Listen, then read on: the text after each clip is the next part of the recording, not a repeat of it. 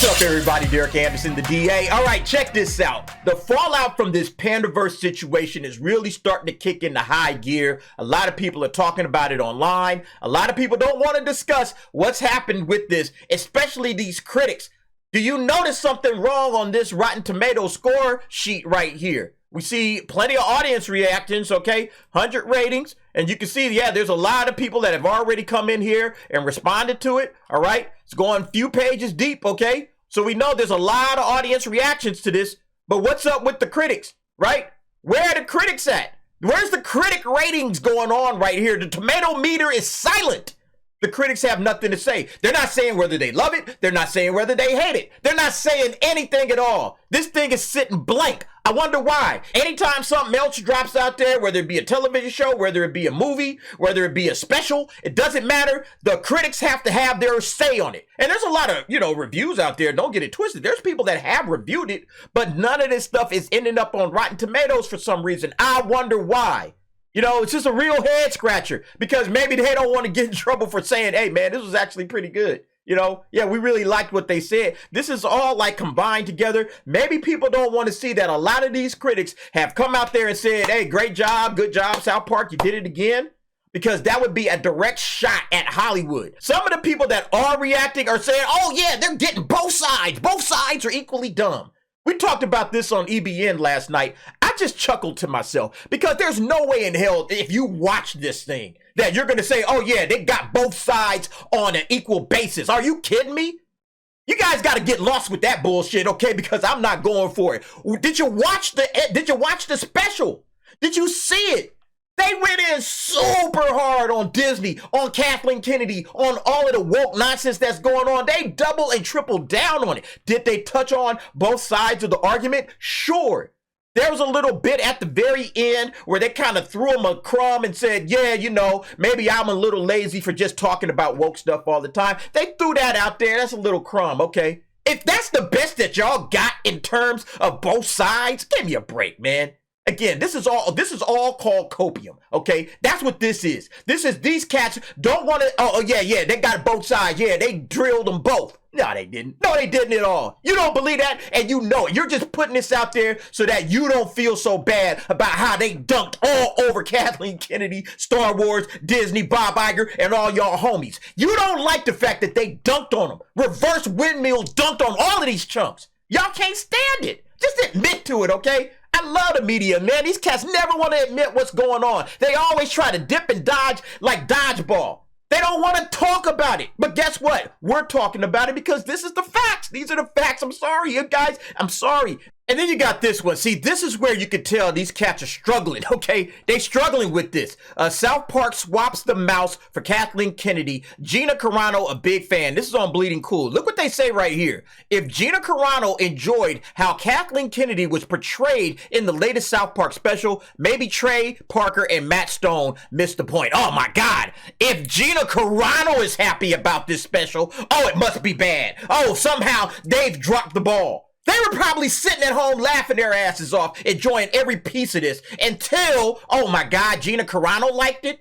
And we discussed it again on EBN. Here's what Gina Carano had said about it. So this was the post she put up. This is the part where KK demands any YouTubers get censored off of YouTube for sharing and laughing at this hilarious episode. She'll have YouTube disable the thumbs down option because of the ratio she'll receive. Then she'll have her publicist Ghouls make sure Variety and The Hollywood Reporter run hit pieces about the South Park creators and their families, smearing their names through every useful idiot she has under her thumb who would sell their soul to work for Lucasfilm. She'll activate her online mob to repeat that the South Park creators are racist, bigots, transphobes, and demand that the South Park creators publicly apologize by only using words she approves of. And finally, she'll demand that they subject themselves to a re-education course of 45 people in the LGBT community Zoom call to sit there and listen to how badly they got their feelings hurt all over a little boop of a South Park episode. But maybe, just maybe, the jig is up. Yeah, that's what Gina said. And basically, she's just recanting the experience that she had due to Lucasfilm, due to Kathleen Kennedy and all the nonsense that came out about her.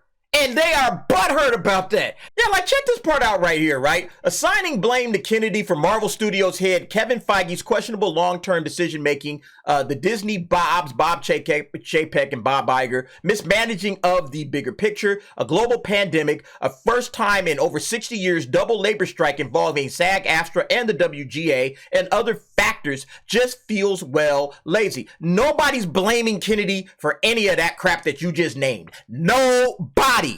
You're just making up shit at this point. Nobody said that. What is clearly labeled in the South Park episode is that Kathleen Kennedy, who is just again an avatar for Disney, but she does it too.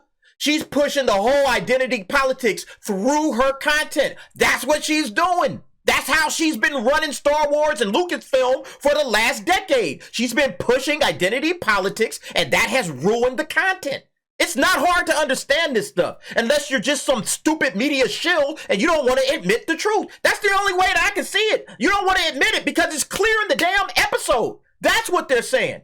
Put a chick in it, make her gay. That has everything to do with identity politics. That has nothing to do with all of this gobbledygook that you just laid out here. This, again, is nothing but cope. These cats are coping. They can't stand the fact that they're wrong, that they've been wrong, and that South Park put a big, giant red circle around how wrong they are. That's what's so beautiful about this whole thing. And this guy continues. Now he's crapping on Gina Carano, who's saying she's using the special to justify her position behind being fired from the streaming services, talking about The Mandalorian. In a recent diatribe posted on Twitter X, which we've already read, Carano shared visions of what she sees happening next now that the special is streaming. But what's the most interesting thing about the post is that we're assuming that Carano is looking to make a connection between being booted from The Mandalorian and what South Park had to say about Kennedy. That's not what she was doing at all. Kathleen Kennedy is basically the avatar for Disney. And so what Gina is relating is like, hey, when you come out and you say something negative about a situation, Disney comes out with their dogs. They sick their dogs on you. You're going to be in some giant Zoom meeting with 45 people from the LGBTQ community.